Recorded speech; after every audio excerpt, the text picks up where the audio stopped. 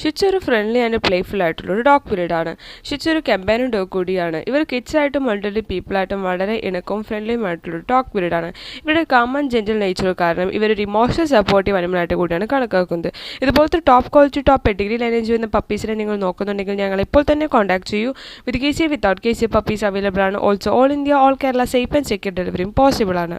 അടുത്തത് നമുക്ക് വന്നിട്ടുള്ളത് വളരെ എനർജറ്റിക്കും അതുപോലെ തന്നെ പ്ലേഫുള്ളുമായിട്ടുള്ളൊരു ഡോഗ് ബ്രീഡാണ് ഗോൾഡൻ റിട്രൈവർ.